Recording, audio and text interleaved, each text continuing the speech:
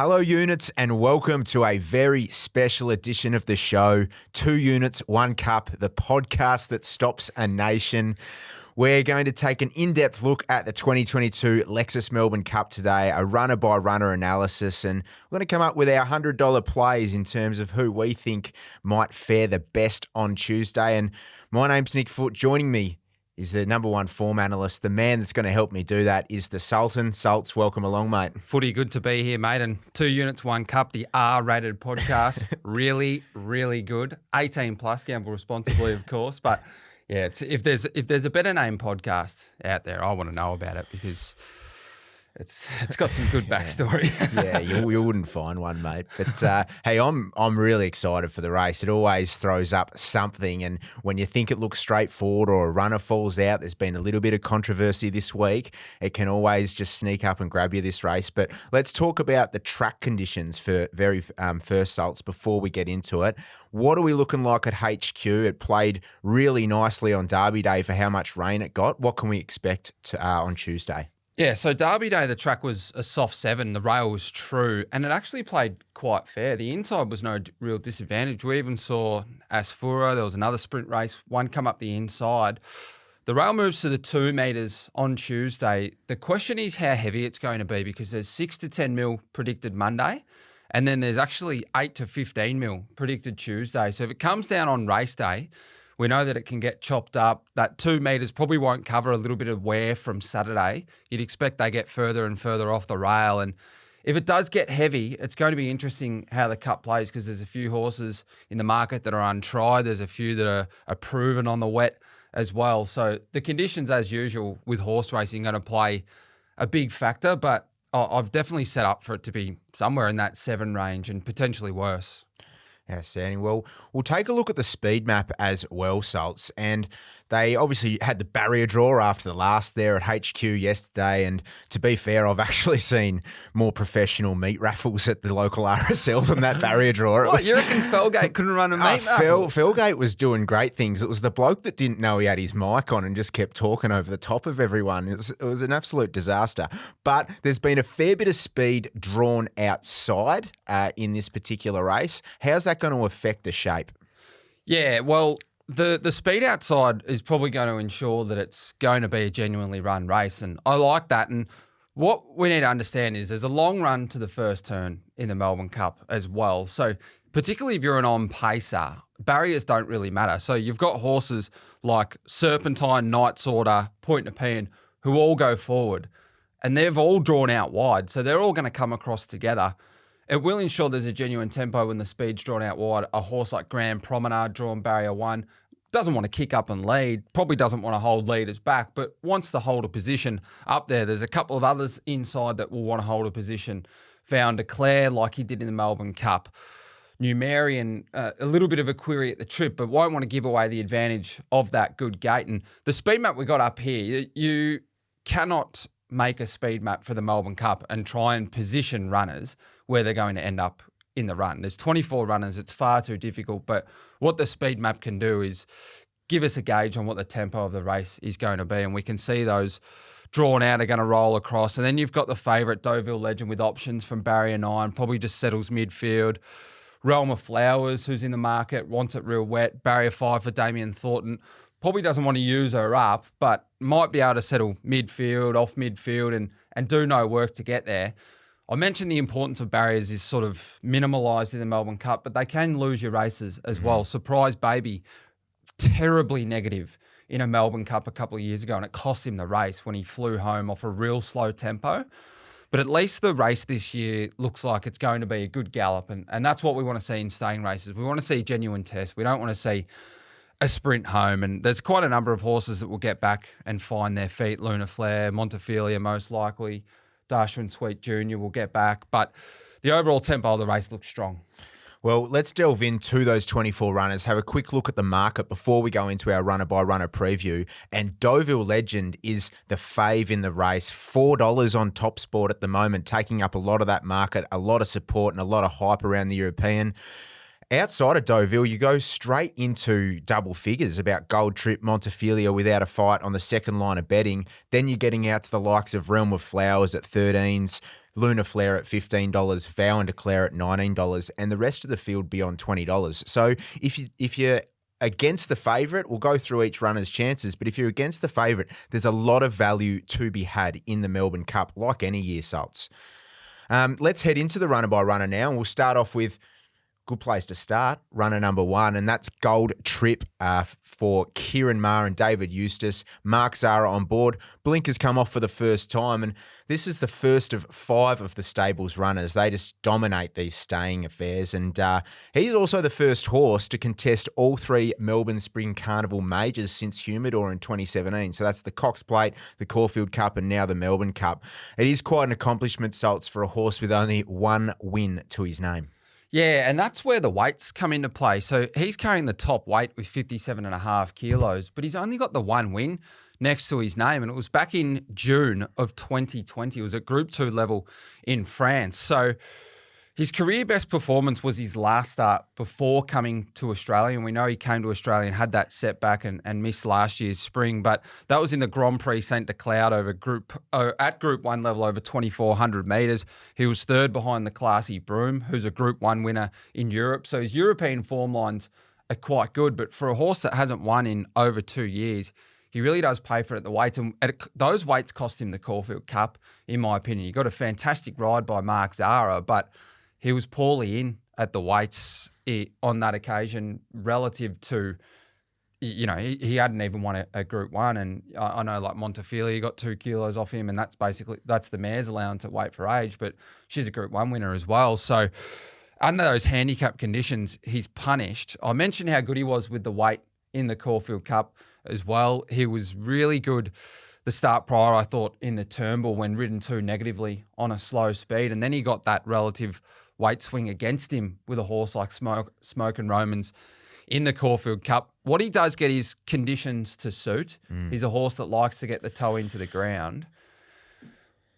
Like many of these, he's not been to 3,200 metres, but he does profile like he'll probably stay in the wet is in his favour. The little query I've got is the fact that at the back end of the Caulfield Cup, you had Montefilia, who was stronger through the line.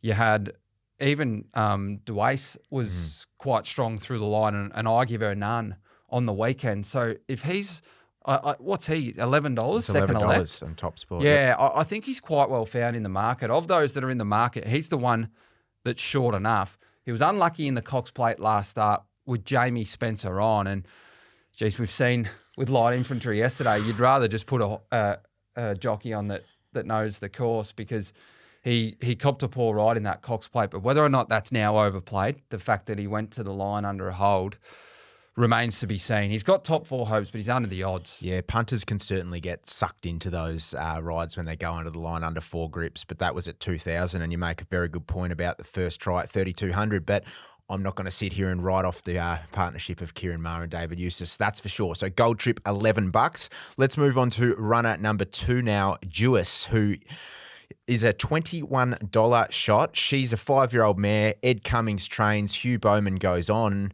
There's a little bit of romance about this runner for me and Ed Cummings, because the Cummings name, Salts, is obviously synonymous with this race, but I think got a lazy 12 to his name. And this spring's been all about James Cummings, hasn't it? The younger brother for Godolphin. And I don't care how well you've been brought up and how supportive you are of your family.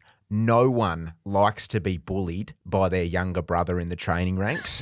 And if DUAIS wins this, I want Ed to walk up to James and give him a big wedgie and steal his Maserati. That's what I want. Yeah. So if there's any romance in racing, can DUAIS win the Melbourne Cup this year, Salts? I'm going to say no. In the autumn, her Group 1 wins the Australian Cup on a fast deck, and then the Tancred win on a soft deck at Newcastle over 2,400. That was good. I do question if she's better firmer. She was so good at Flemington on top of the ground where they ran along and she sprinted off the back of a fast tempo. But if you have a look at this prep, I'm not sure. Well, she's just not going as well as what she was last preparation. She was good first up in the Memsie. She ran the second fastest last 200 metres of the race and got detached over an unsuited 1,400 metres. You do look at the Caulfield Cup and you say, well, she did run the second fastest last 200 metres of that race. And the Caulfield Cup, as a traditional lead-in, is the best lead in with 8 winners. So she comes through the right races. She hit the line in a Caulfield Cup, but she had every chance to hit the line. I thought Montefilia gave her a win burn, who was unlucky. So taking runners out of that Caulfield Cup, I've got others ahead of her, and I'd be very surprised if she ran top 5. And she's at $21 in the market. And Hugh Bowman, I should have mentioned as well, is on board. He's over 100 Group 1s and yet to win a Melbourne Cup. So a big one eluding him there. Let's head to runner number 3 in Knights order for Gai Waterhouse and Adrian Bott. Tim Clark in the saddle. Now, history suggests it's going to be tough for this guy. Only 3 8-year-olds have ever won this race, and the last Melbourne Cup winner to win from the outside barrier was Brew in 2000, and that was only 22 runners in that race. But he is a speed influence. He's a 3,200-metre specialist, and he loves a sting out of the ground. He's got a Sydney Cup to his name, a Brisbane Cup to his name. Can he get the big Eastern Seaboard treble salts and put the Melbourne Cup in his cabinet too?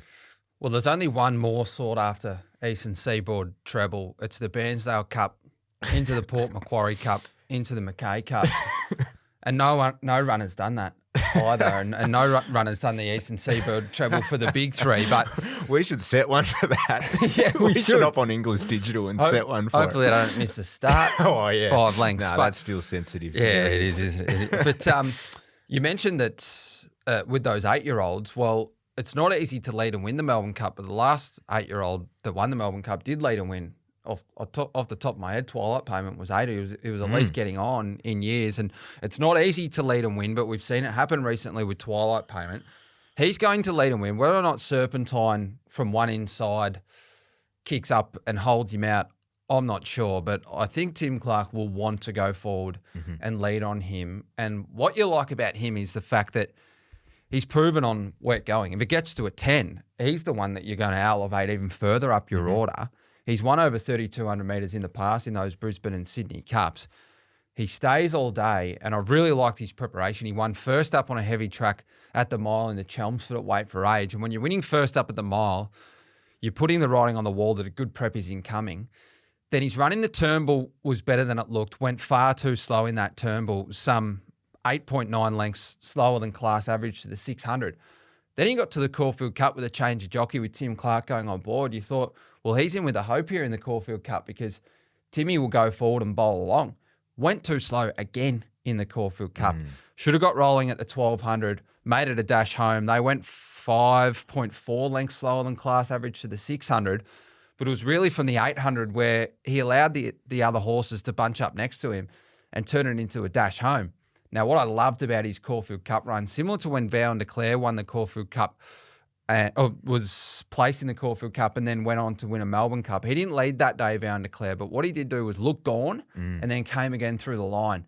And that's what Knights Order did in the Caulfield Cup. In the inferior going, wasn't the place to be on the inside that day when the Caulfield Cup was run on a rain-affected track. He looked gone for all money, Knights Order. Then you look through the line, he grabbed 3rd and just kept fighting. So I know for sure that he'll be up on speed and he'll try his guts out. And for that reason, he's got genuine plates hopes and he's got a genuine winning hope. And the more rain we get, I think the more chance of him winning will be. Well, he's a gutsy boy, you're right. And he's $21 on Top Sport, and you speak about him as a place hope too. He's $6 the place for those that want to follow that in and play at home. We'll head to horse number 4, Montefilia, the 5-year-old mare for David Payne. Jason Collett rides. Now, she was 4th in last year's Caulfield Cup, 4th again in this year's Caulfield Cup with an eye-catching run.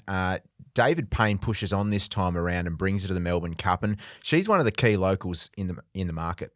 Yeah, she is, and I particularly liked her run in the Caulfield Cup. When I analysed that Caulfield Cup, I really only identified 2 horses from that I'd want to follow, if any, into the Melbourne Cup. It was Knights Order, it was Montefilia. Now, I've gone a little bit cold on Montefilia as a winning hope once Final Fields has come out and once I've just marinated on that Caulfield Cup. She's drawn pretty well in 11. Bit. Yeah, it's just more so the fact that I know she does it all surfaces, but she's a really good mare when sprinting off the back of even tempos. Like the Caulfield Cup was a slow tempo. she was put in a fair income washing machine. Jason Collett didn't have to wash the silks because he got put in a machine with some Omo on the corner. I think he put himself in the machine. Yeah, as punishment. Yeah. He rolled around, but she ran the fastest last 200 of that Caulfield Cup, and it was actually the second fastest of the day. So regardless of the fact that they went slow, it's still decent going over 2,400 metres. But I just wonder, this is going to be a genuinely run 3,200 metre race. I just wonder if that brilliance is going to be taken away from her, if it's a true staying test. Now, it might just be that she relishes it and she retains that turn of foot and she is a winning hope. And I'm wrong. I've been wrong far more times than I've been right. Mm-hmm. But my gut feel just tells me that's going to be against her. She's one I've included in first four hopes. And if I have a first four, she'll go in. But I've just cooled off on her as a winning hope. Well, she's at $11, so she's well and truly in the market. And I didn't mention before either, but there's a little bit of number stuff going on here, Salts, because you're not doing Cam Mooney numerology, are you? The worst segment on TV. I'll walk out of this studio. I will walk out of this studio before I get tied in with that segment. But saddlecloth. Well, I mentioned the fourth in the Caulfield Cup last year, fourth this year. Saddlecloth number 4 goes on, and saddlecloth number 4 has the most wins in Melbourne Cup history. Very Elegant wore number 4 last year, so there's a little bit of footyology. That's amazing. Yeah. It's also got the most All-Australians at Collingwood with Alan Didak as well, and it's also got the most joyrides over the Baldy Ridge at Collingwood too. That's good stuff, that. All right, let's head to runner number 5 in Numerian. Annabelle Neesham, Tommy Berry retains the ride from the Caulfield Cup. Crossover noseband first time. Now, this is Annabelle's first runner in the Melbourne Cup, and it certainly won't be a last. And if you want to make yourself feel miserable about life, she has been in Australia for 6 years. She's worked as assistant to Gay and Adrian and Kieran Maher. She now has 90 horses in her stable in Western Sydney, and she's only 31 years of age. So she's a high flyer. She's a high achiever. What she's been able to achieve here already in 6 years is outstanding. But she brings Numerian here as her first runner ever over 2 miles. How do you rate Numerian's chances? Well, I've been in Australia 33 years and I own 3 horses. So I'm close on her heels. High flyer. Yeah. Mate, is there any Numerianology with number 5? Is there anything with number 5 or nothing? Most all Australians at Collingwood Bucks. But anyway, this is a Melbourne Cup show. But his European form before he came over was pretty average. I queried him running the trip in the Caulfield Cup. I don't think he did. So I don't think an extra 800 metres would suit. I don't think he'll run the trip. I don't think he'll run top 10. Yeah, I'm with you. I was pretty bullish about him on our Caulfield Cup show, wasn't I? And I was in his corner and put him part of my $100 plays. But you're right, didn't run it out. Hey, let's head to horse number 6 now, Without a Fight, who's $11 in the market. Simon Crisford trains. Willie Buick goes on board. Earmuffs pre-race first time. Now, Simon Crisford, the trainer here, I sort of had to look into him a little bit, but he's no stranger to these shores because he's previously bought out horses here for the Sheikh Mohammed as part of, he was a racing manager for Godolphin. So I feel as though this horse, though, Without a Fight, has been a little bit more under the radar than a lot of the other imports. So he is a bit older, perhaps a bit more hardened than those other Europeans. But how does he stack up when we talk about Without a Fight at $11? Well, what we're about to do is we're about to get into horse racing form inception. And that's what happens when you do form for overseas runners. The way that I've approached doing overseas form in the past for these types of races is you start marrying up who they've run against, who they've run against, how much they got beaten by, because you're sort of not dealing with the raw figures as much as we are in Australia until that final field comes out. And even then, you sort of do the form the old school way. So he's well weighted in comparison to a horse like Deauville Legend because he only has to give Deauville Legend half a kilo, but he's a more hardened 5-year-old, Northern Hemisphere 5-year-old, whereas Deauville Legend's the Northern Hemisphere 3-year-old. So he's well weighted in that respect. He's placed in his last 4, so he comes in here in good form. In his last 3, he's gone first, and second. So he's not coming here out of form. Now, he was super. He was runner-up behind a horse back in March in Dubai over 24-14 by the name of Huckam. He's a proper horse. Did you delve into some Dubai replays for this show, Suts? I did. That was a good replay as well because he made an early move and he paired off with this Huckham and he got gutsy. He was just nosed out at the finish, but that Huckham recently won the Group 1 Coronation Cup at Epsom and he put holes in second and a really good field. So that stacks up.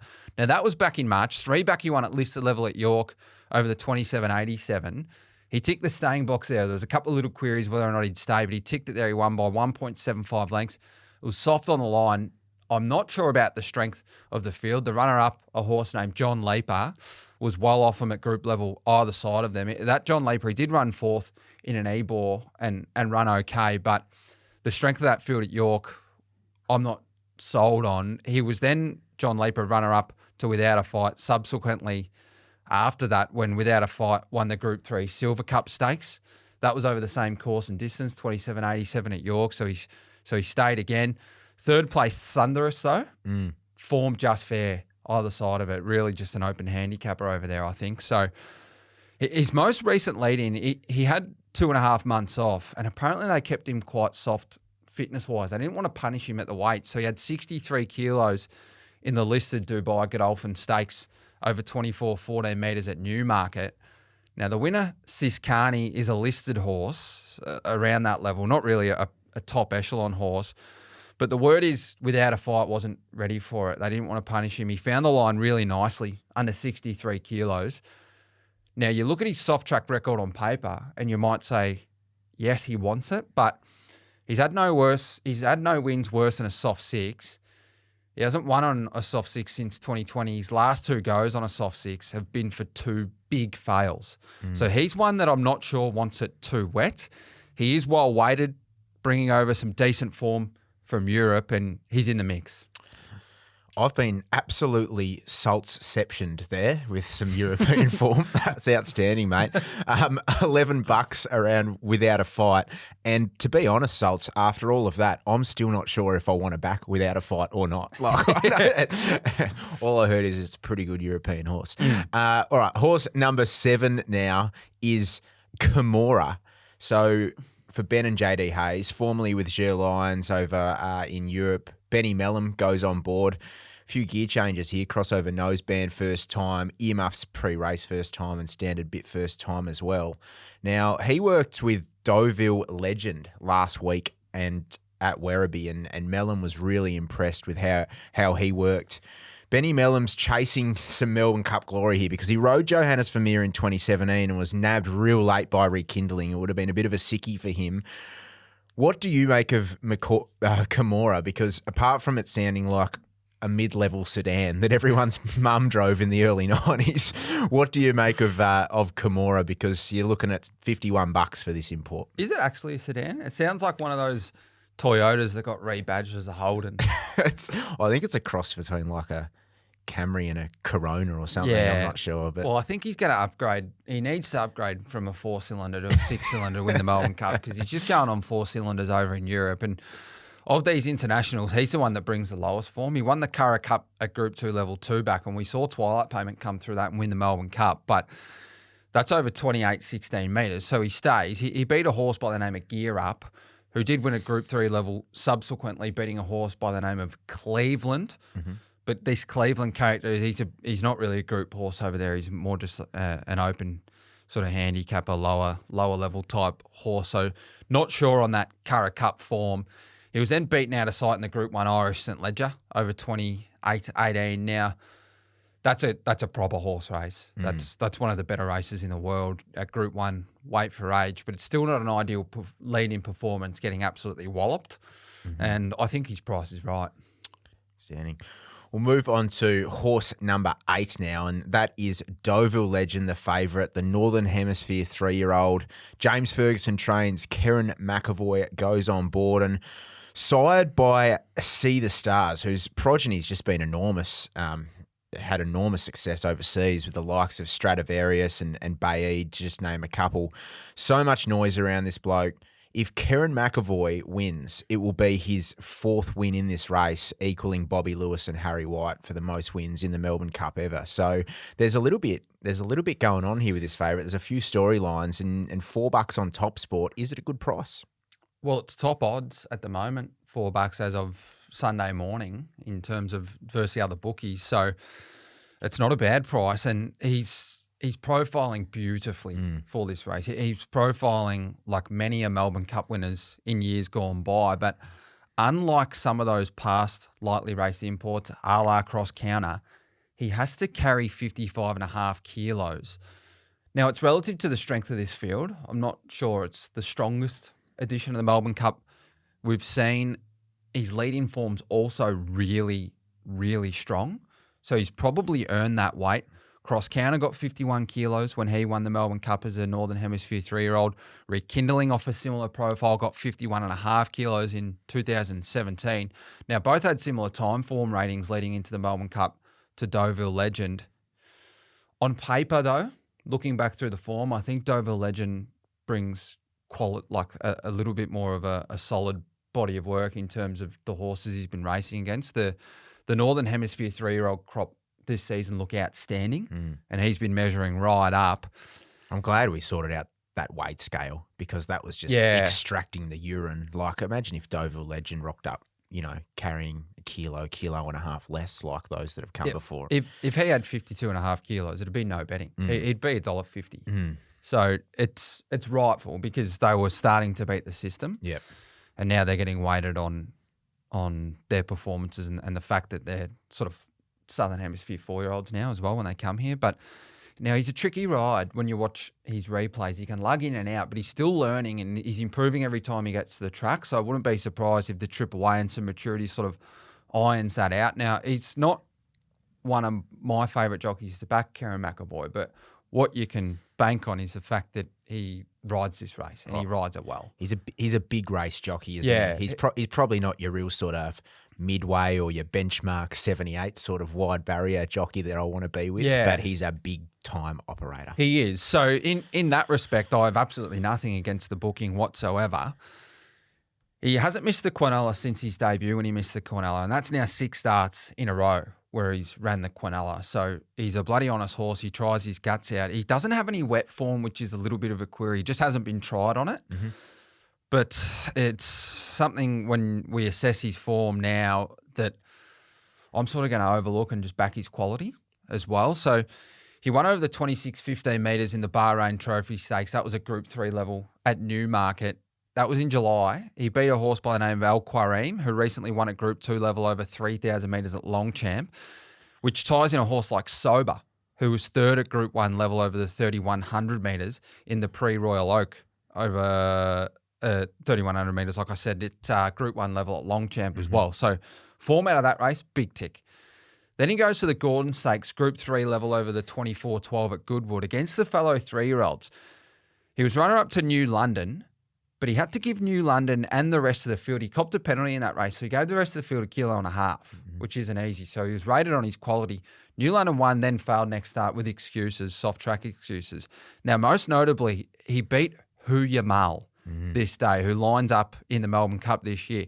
Now, the rider of Hu Yamal dropped the whip, which doesn't help at the end when Deauville Legend was getting one across the left side and helping straighten him up. He really found the line, but I particularly loved, even though the rider lost the whip on Hu Yamal, the way that he ran through the line, Deauville Legend, was the best in the race. He was really finding the line. I thought it was an outstanding run, an outstanding Melbourne Cup trial.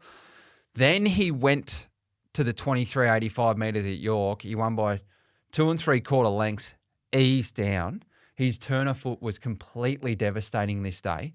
He beat El Bodegon by 3 odd lengths.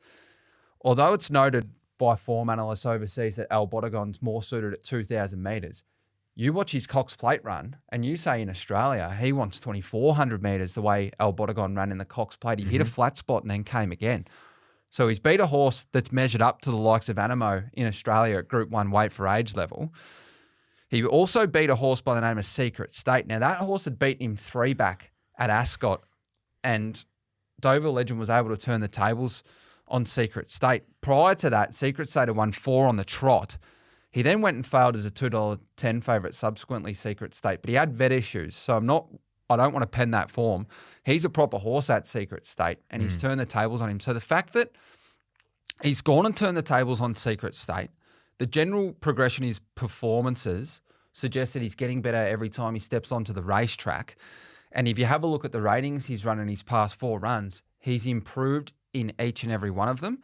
If he continues on that progression and he handles the wet track, I think he'll win the race.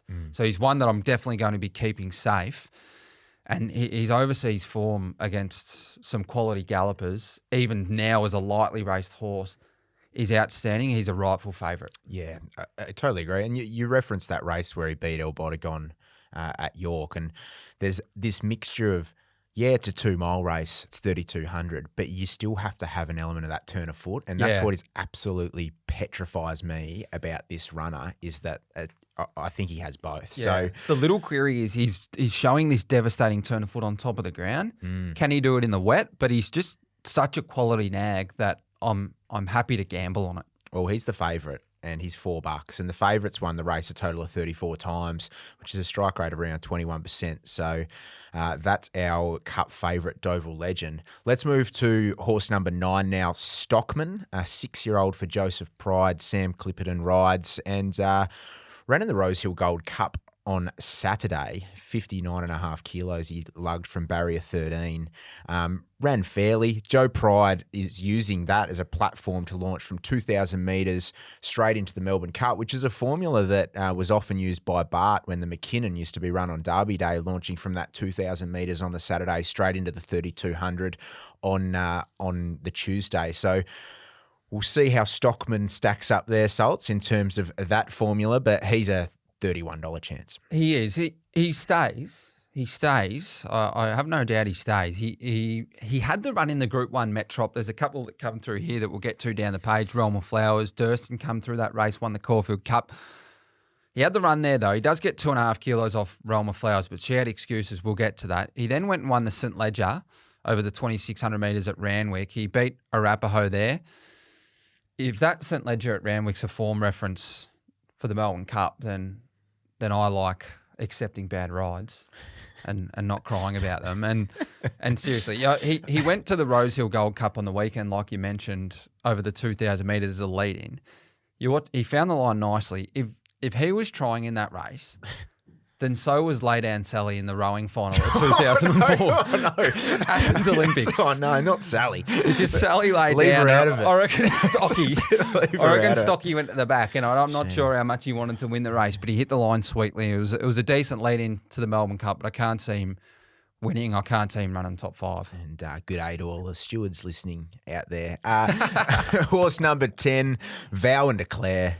Gets in at 54 kilos. The 7-year-old for Danny O'Brien, the informed Blake Shin. He's been kept dry, Blake Shin. He didn't ride yesterday.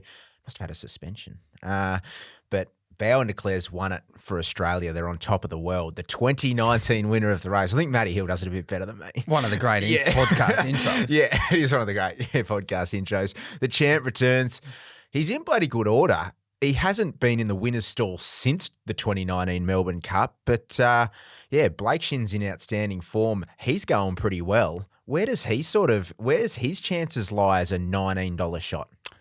Well, he comes through the Caulfield Cup, so he's got the same lead in to what he did when he won in 2019, but he's not going as well as what he was going in 2019.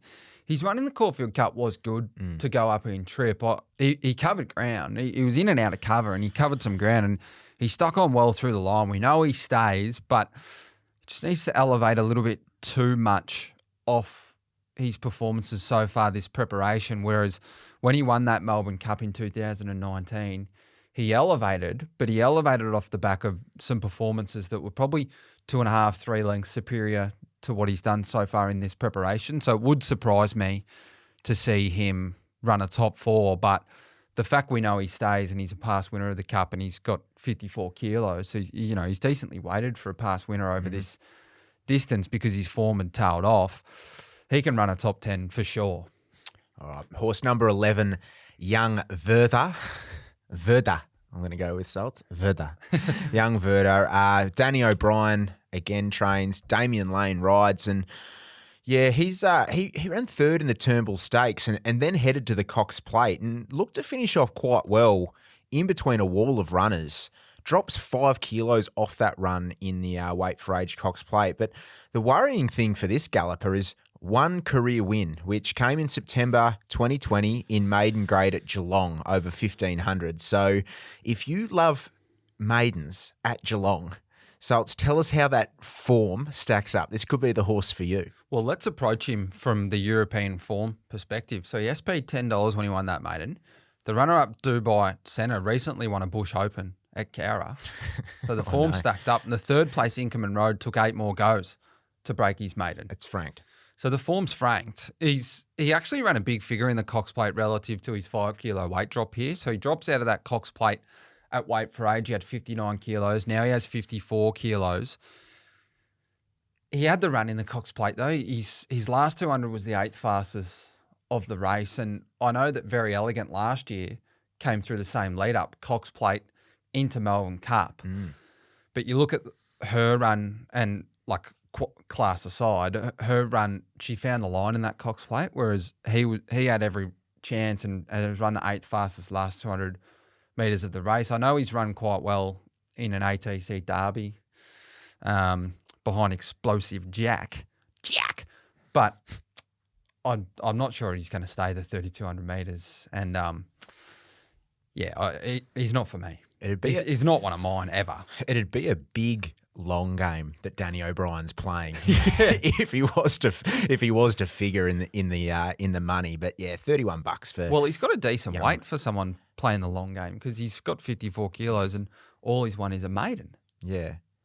Well, Gold Trip's he's the top Group 1 Gold, placed. Gold Trip's the top weight. And at least he won a group race over there. Yeah. Horse number 12, Huya Mal. Another Northern Hemisphere 3-year-old colt here. Earmuffs pre-race first time. Gay Waterhouse, Adrian Bott, Craig Williams rides. And this horse is formerly with George Bowie and was purchased for £1.2 million in June by Gay and Adrian as well as Johnny McKeever Bloodstock. And the intent was to bring this horse down under as their cup hope.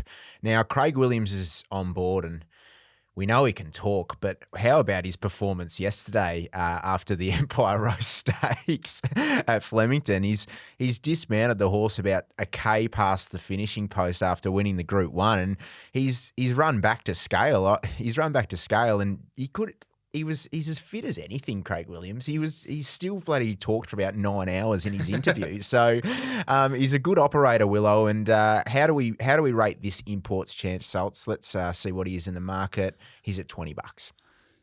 Well, he's in with a chance because he's got form around the favourite. I know the favourite took care of him, but he's, it wasn't by much, and he meets him on the same weight. So Deauville Legend gave Huya Mal 1.5 kilos when they clashed that day, and they meet on level weights again. Deauville Legend's got 55, Huya Mal's got 53.5.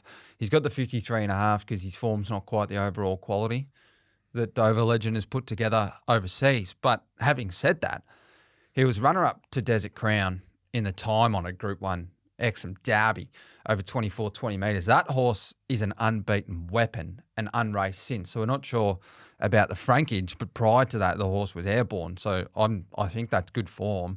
He went to that Gordon Stakes at Group 3 level over that 24-12 at Goodwood against the fellow 3-year-olds, including Deauville Legend. He was third that day. As mentioned, the water dropped the whip.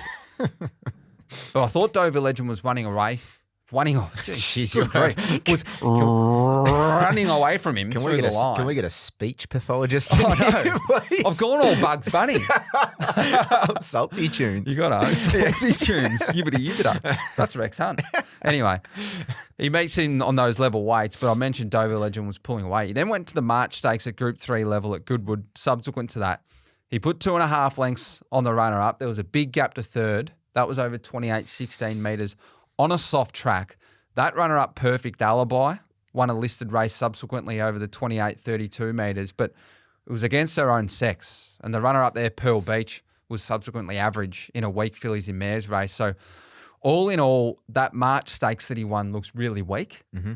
And his last start was in the Group 1 St Ledger Stakes at Doncaster over the 29-22 metres. So he had to go to a decent staying trip there, and he was completely left for dead when the sprint went on. He made his run with the winner. The winner dropped him, and that was in the wet as well. So he's one that I know, like Deauville Legend, we're not sure about him in the wet, but this guy, off that pass, that performance there, He won the March Stakes on a soft 6, but it was weak as piss. And then that last race, he was well beaten in the wet and just couldn't sprint. So I'm not sure he wants it too wet. The fact that he's crossed the line almost with the favourite and it's 4 versus 20, you can make a case for him. I think the favourite's a better horse. He's probably a point or two over the odds, this import, because we know that imports come over here and we just know that they're better than our horses at 2,000 metres plus. It's happened time and time again. So you've got to respect him. That's Huya Mal. Let's head to horse number 13 now, Serpentine, the son of Galileo for Robbie Hickmott. Johnny Allen rides, and he earned his spot in the big one after finishing third on Saturday in the Archer Stakes over 2,500 at Flemington. And that race was won by Surefire, who Chris Waller isn't bringing here, but he looks to be a genuine speed influence in the race, drawn out wide. We touched on that earlier. How far does Serpentine get in this race in terms of up top? Yeah, I think he'll be a genuine speed influence until about the 2,400, where he'll be a bit of a nuisance, I think. And that Archer Stakes was a howler of a race. It was a mess, wasn't it? Yeah, Crystal Pegasus. Allegron was woeful. I think you called it an ass hat in the group chat or something like that. I may have referenced some sort of ass about it, but, Crystal Pegasus doesn't go a yard on the wet. He overcame some poor form that he was in. It's not the form reference for the Melbourne Cup. Now, this horse, he did win the Group 1 Epsom Derby by 5.5 lengths in 2020. He looked like he could be anything. That was on the back of a 10-length victory, the start price. So he was looking like a proper stayer, but he's unfortunately for connections, his performances have fallen off a cliff since. And what once was a spitting cobra is now an anaconda that just ate a crocodile. This guy's a slithery little serpentine, but he can slither, but he's got a crocodile in his guts and he can't slither all that far. So he's not for me on the weekend. Or Tuesday. Well, the market agrees with you when they've put the crocodile guts in at $61 on Top Sport. Nick Dundee at 61. Yeah. 14, DAQIANSWEET Jr. Here carries 53 kilos, a 5-year-old Philip Stokes. Daniel Moore rides. He had some excuses in the Bart Cummings. He was wide. He was well beaten, but there were excuses. Now, he's an Adelaide Cup winner over 3,200 metres, and subsequent to that Adelaide Cup, he went to the Group 1 Sydney Cup over the 3,200 metres, and he ran a really nice third there. So, he stays, but he just lacks the quality and the class of some of the others in the field that are in the market as well. And, the fact that, that he runs the trip says, yeah, this horse has got genuine top 10 hopes, but I could not entertain him as a place hope. Yeah, not your traditional form reference, the Adelaide Cup, but you're looking at $51 for DAQIANSWEET Jr. Number 15, Grand Promenade, another runner for Kieran Maher, David Eustace, Harry Coffey rides. And I got a little bit of Usher Confessions Part 2 here for you, Salts. These are my confessions. You're going to milk the cow. I had a little futures flutter on Grand Promenade after his unlucky run in the Bart Cummings, and he was $67 then, and I think he's $61 now. So over's gods. Over's gods, look after me. Good shopping. Yeah, great shopping, and that was a good month ago. The last horse to win, though, from Barrier 1 was Prince of Penzance at a big price. So it's not all doom and gloom. There's something in his corner there. So how do you assess my futures flutter? Well, I'm pretty sure Prince of Penzance came through the Moonee Valley Gold Cup as well, but he wasn't beaten 12 lengths like Grand Promenade was last start. He was a forgive. Oh, no. Grand Promenade's $81. I've taken 67. I got the early unders. Like, you're going to have to go again, mate. I'm a disgrace. Put a unit on at 81. Put him in your plays, mate.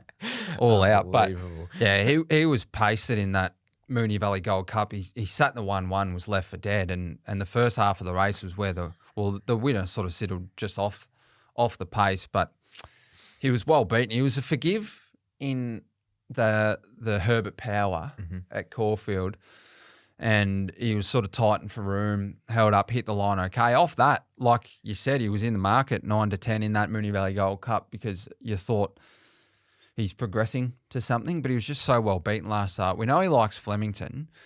He had a tough run in last year's Melbourne Cup as well. He was 3 wide without any cover, so you can excuse the beaten margin of near on 13 lengths there. But if he gets 3 wide no cover from 1, I'll give it up. Mate, I've seen it happen. It happens to half the bets I have. I'll give it up. Yeah, but that last start performance, you just can't come into him, and the market says why.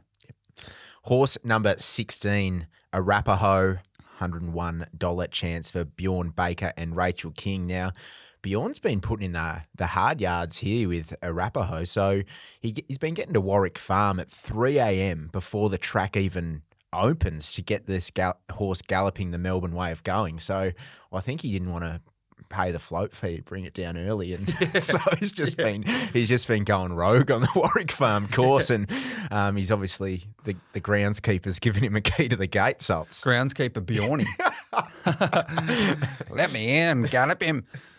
Mate, he was runner-up this nag to Stockman in that St. Ledger over the 2,600 metres, and Stocky won that St. Ledger by 1.82 lengths, and Arapaho does get 1.5 kilos off him for it, but I can't come into him, mate. He's not for me. What price? 101 to 1. Yeah, well, fair dart. Yep. Horse number 17 is EMISSARY, the Geelong Cup winner for Michael Moroney. Patrick Maloney takes the ride here. Blake Shin did ride in the Geelong Cup. Now, the Geelong Melbourne Cup double hasn't been done since Dunedin in 2011. Can we see anything happening here again with EMISSARY, Salts? We're looking at $21 the price. Nah, he ran the 7th fastest last 200 of the day in that Geelong Cup. The overall time, it was the best time performed race of the day, but it was also the strongest race of the day. It was a good win without being outstanding. I've got a query on him running the trip. He gets a nice lightweight. He gets an informed jockey, Patrick Maloney, who gets a chance in the Melbourne Cup as well. But, you know, despite the soft draw and the fact he's won his lead in, I couldn't entertain him. Okay, EMISSARY, $21 in the market.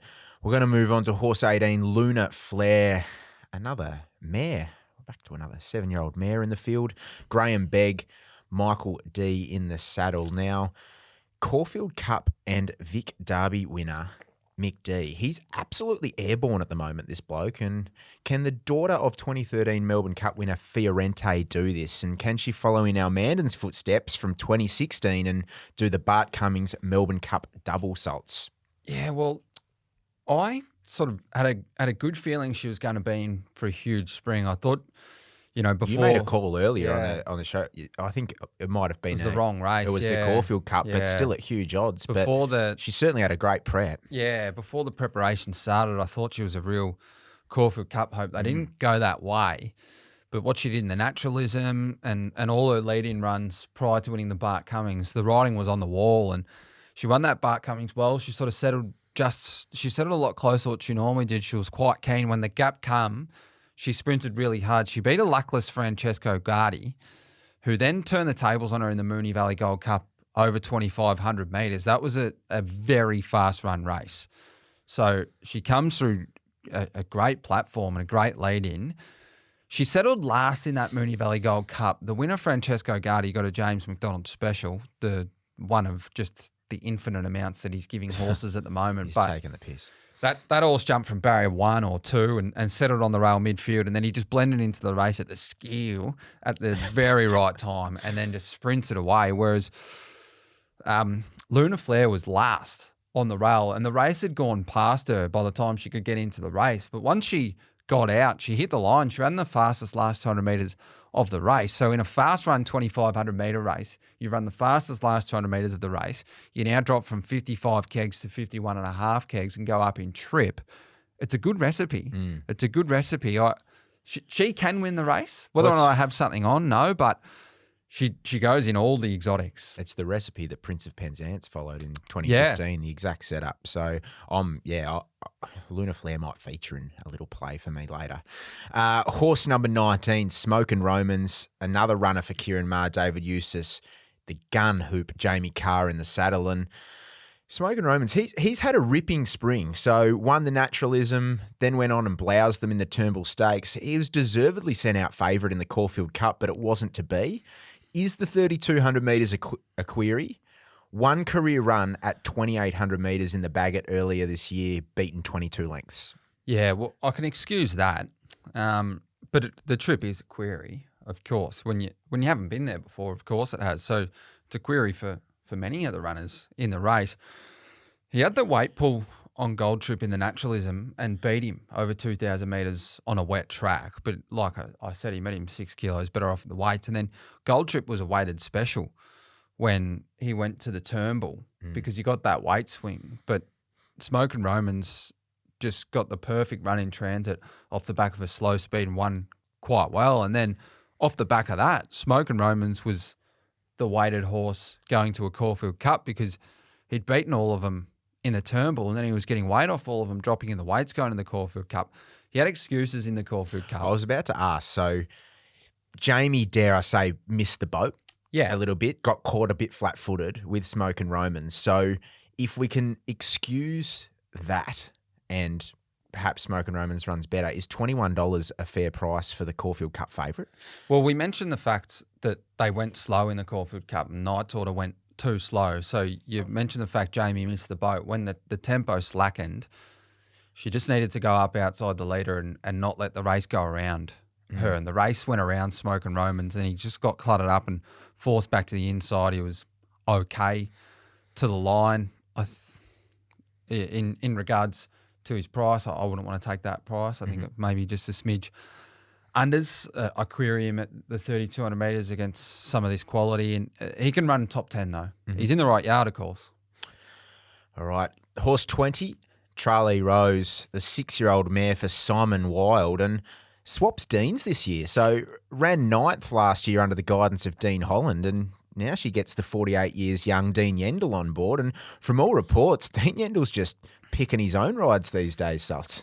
Well, she, at her best, is in the argument, but she's just unfortunately not at her best at the moment. She's getting fitter. She was off-gapped runs into the Caulfield Cup, 17 to 2,400 metres. She was beaten 4 lengths. Ran okay. The margin was a little bit unfair that day. So she's going to strip fitter for it, but she just doesn't have the miles in the legs. You know, since August, was first up in August off her last one being in November of 2021. And she's gone 16, 17 gap runs, 2,400 metres. So I'm not sure whether or not she's going to have the miles in the legs. But you look back, her Geelong Cup win was a super win last year. And then she was galloped on in last year's Melbourne Cup. So you can forgive that when she was in the market relatively, $21. She stayed in Adelaide over 2,600 metres at Group 3 level. So she's a quality mare, but I just don't think she's going as well as what she was in the past. And she just doesn't have those miles in the legs to be a winning chance or even a top 10 hope. Yeah, and the market totally agrees with you. 101 to 1 we're looking at for TRALEE Rose. Yep. Horse number 21 is Point Nepean. Again, $81 in the market. Robert Hickmott, Wayne Lorden. I don't know who Wayne Lorden is. I assume he's a European hoop that's coming across. But these famous Lloyd colours and the first horse to secure entry into the race via that Andrew Ramsden win in May. And one of the first horses beaten last start in the Herbert Power, and you referenced Grand Promenade being unlucky. It was because this horse fell in his lap. He was quoted on, this is Nick Williams, he was quoted on .com saying that he's been working really strongly on an upward trajectory and had excuses in that run. So that throws a little bit of a cat amongst the pigeons when you look at the, if he is going that well, at the $81 quote. Well, he won his way in by winning the Ramsden in the autumn. It was a weak Ramsden, but he won it. He won it well. It was off the back of some good benchmark form. But prior to winning that Ramsden, he was winning 78s, sort of off-season 78 staying races. And he just hasn't come up this spring when you look at what he's done. He was absolutely pumped by High Emotion and Vow and declaring an open handicap at Flemington first up when in the market for some unknown reason. Both of us were hard against him that day, and he ran accordingly in terms of what our opinion of his chances were. And then he was just well beaten in that Herbert Power, as you mentioned. He was taken care of by Grand Promenade and Emissary, and he hasn't had a run since. And on his current form, he's not going to be running the trip on Tuesday. Yep. Horse number 22, High Emotion, and Kieran Maher, David Eustace, T.O. Nugent in the saddle, a 51-1 shot. And she won the Bendigo Cup, the 6-year-old mare, last Wednesday and was very well supported in the market. I may have had a little bit of a dip at her as well, results that day. And it was a tough grinding performance in a small field. And for the sake of my anxiety levels, I do not want to watch that race ever again. Much tougher here.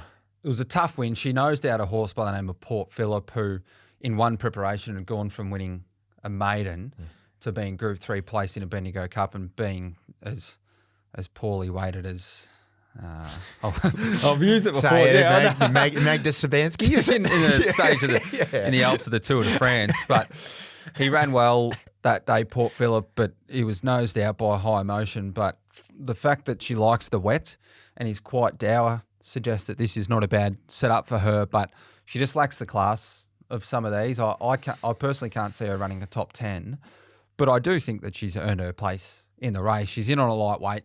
She's in the right yard. But as I mentioned, that lead-in form against sort of a benchmark horse, poorly weighted.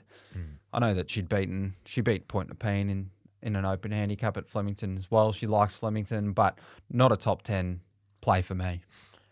Horse number 23, Interpretation, the 5th runner for Kieran Maher and David Eustace. Craig Newitt gets the ride, gets in at 50 kilos. The blinkers back on, visors off first time. And connections here, same connections as Loft, so Aussie Kier and that group. Probably not the runner that they were hoping to be cheering on Melbourne Cup Day, obviously, but what do you make of Interpretation's chances in on the lightweight? And I think he's probably not the runner they were hoping to be cheering on Melbourne Cup Day in terms of how he's performing in Australia relative to what he was doing in Europe before he come over, because he had some solid overseas form over some staying trips prior to making the trip out here, notably on soft going as well. Form around the likes of Monabo, it was 7 lengths off him, but that's an elite Godolphin stayer. Hurricane Lane, is the elite Godolphin stayer. That was at Group 1 level last September. So his form on the board is quite good, but he's yet to recapture that in Australia. And I think in all of his runs in Australia as well, he's a horse that I personally just haven't taken a warming to. I think he's been too well found. Just off some of the ratings he's run overseas. He keeps getting priced off those in Australia. And I think now the market's awake to the fact he's not quite where they expected him to be. He was lame out of that Geelong Cup. So you can say one thing, that's an excuse, but you can also say a week and a half ago he was lame. Yeah, it's not the platform you want to be launching off going into the 3,200 metre race. Yeah, exactly. He won't run top 10. Yep. Hey, horse number 24, the last of our runners, and certainly not the least, is Realm of Flowers, a 6-year-old mare for Anthony and Sam Friedman. Damien Thornton rides, and she's as tough as her old man, so you think, and she sneaks into this field with 50 kilos, and she didn't have to run in the Archer on Saturday due to the scratching of Loft in the Cup, and she draws the gun barrier number 5, which has produced the most winners in this race with 8, and she looks a genuine hope. She does. She sneaks into the field. Durston snuck into the field in the Caulfield Cup even on race day and won the race, and she's got form around Durston, who she beat home in the Group 1 Metrop, as did Stockman and a couple of others as well. But she had a light weight that day in the Metrop. That was a Group 1 level Randwick over 2,400 metres. But they didn't go hard, which you can say, okay, she covered ground, but they didn't go that hard. It's still a major negative. She ran 3,000 metres. Yeah, it's still a major negative over 2,400 metres on a heavy track. But it's also a negative because she's a mare that likes fast tempos. So the fact that there's good speed out here as well, I think that's going to advantage her. I got absolutely no queries about her staying. She should have won a Sydney Cup over 3,200 metres. Didn't get the best ride, went back up the inside, clearly inferior going, ran the fastest last 200 metres of the race that day, dropped back in trip to 2,800 metres on a soft 7 in the Ramsden and lapped them. The figure she ran that day in the Ramsden relative to the 50 kilos she's going to be carrying in the Melbourne Cup on the weekend will win this race. So she needs to be respected. She ran the fastest last 200 metres of the race 2 back prior to that Metrop. So she'd put the writing on the wall that she was getting back to near her best. She was off 4 weeks going into that Metrop. She's off 4 weeks going in the Melbourne Cup. But notably, this time between runs, she's gone back to the jump out, to 1,600 metre jump out at Mornington, where she was taken back, coursed very deep, so she would have run much further than the 1600 suggests, and then found the line super and won the jump out. So she's here to peak. She sneaks in, so she didn't have to run in that Archer, which when you look at how it was run on the weekend, she would have won by 87 lengths and then got in on a quick backup. We've left that in the bag, haven't we? Yeah, but I tell you what, if she replicates that Ramsden run with the 50 kilos, she's awfully dangerous, and she's one I'm going to be respecting at better than, well, not better than double figures, but she's $13 on $13, yeah. Yeah, I couldn't agree more. Well, that rounds out our 24 runners thus far. We might just take a quick look at the market again, just a quick overview of the runners, and we can see Deauville Legend at $4 is holding court there as favourite, and 3 on the second line of betting in Gold Trip, Montefilia, and Without a Fight. Out to Realm of Flowers, who we touched on in at the lightweight at $13. Lunar Flare, $15. Vow and Declare, $19. Then all of our runners beyond 20. So we got Huya Mao at $20, DUAIS at $21, Emissary, $21, Knight's Order, $21, Smokin Romans, $21, and the rest. So that's what our market looks like heading into Tuesday. Obviously, we're recording on Sunday here, and the prices are indicative of that. Mate, it's time for our $100 betting plays now. And as we always do on the show, I like to sort of get the feathers out and strut my stuff early. And this is how I'm going to be spending my $100 on Tuesday. I'm having $50 to win on Realm of Flowers at $13. She's my main play, and you just spoke about how she sneaks into that field with 50 kegs, and she's on the fresh side after having not go to that Archer on Saturday. She will handle the conditions. You said as Salts as best as I want to say it, if she runs up to that Ramsden run here from last year, look out. $25 I'm having on number 18, Lunar Flare at $15. Graham Begg has her flying. Mick D is absolutely airborne this spring. Loved her win in the Bart Cummings 2-back. She was the eye catcher in the Moonee Valley Gold Cup, running second. Similar form line to Prince of Penzance. And then I'm having $25 the win on number 8, Deauville Legend at $4 on Top Sport. I'm absolutely petrified of how that European profiles for this race. I do not want to make that horse a loser. Well, I'm going to have my sort of main bet in terms of outlay on number 8, Deauville Legend at the $4, best price as well, Top Sport of all the corps, $55 to win I'll have on him. Yes, to carry more weight than those successful Northern Hemisphere 3-year-olds have in days gone by, but his overseas form is outstanding. He profiles like he'll stay. He's improved every time he stepped onto the every time he stepped onto the race track. He's got no exposed wet form, but he's got class, and I want to have him on side. If he won the race, there's no way I want to be losing. I'll have $30 to win on Realm of Flowers at $13. It was an outstanding lead-up run, 3 wide, no cover in the Group 1 Met-Trop over 2,400 metres in the wet. Doesn't matter how much it rains for her. The Ramsden win soft 7 over 2,800 metres was of a mare that can win a Melbourne Cup. After a long layoff, she's now trending in the right direction. She's got no weight, and she will stay. And I'll have $15 on the number 3, Knight's Order. He's at $21 with Top Sport. Not easy to win from up near the speed or up top in a Melbourne Cup, but he relishes wet tracks. He'd run 4,000 metres. He's tough as old boots, and I just love how he came again through the line in the Caulfield Cup. He's ready to peak. He's ready to stay. So that's $55 on the favourite, the 8 Deauville Legend, $30 on the 24 Realm of Flowers, and $15 on number 3 Knight's Order. I'll also have a little box 4 as well. I won't state this was with any cash wise, but a suggested box 4, first 4 for me will be the 3, 4, 6, 8, 18, and 24. So that's Knight's Order, Montefilia, Without a Fight, Deauville Legend,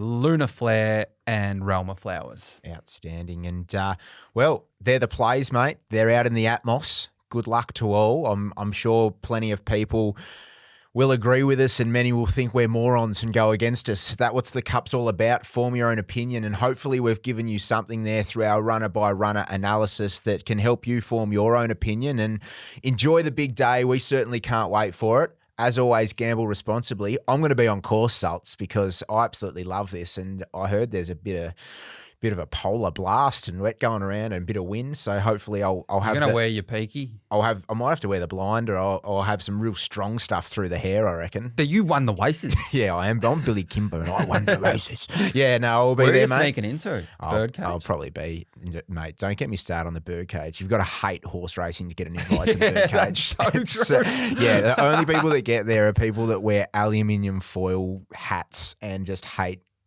racing. Tinfoil hatters, you reckon? No, not that side. I was going the more fashion side, not that. Yeah. But, mate, Okay. So, I had an aluminium foil hat ready for stakes day. I'm going to have to put in the bin. enjoy the day, mate. Enjoy the big day, listeners, and as always, gamble responsibly.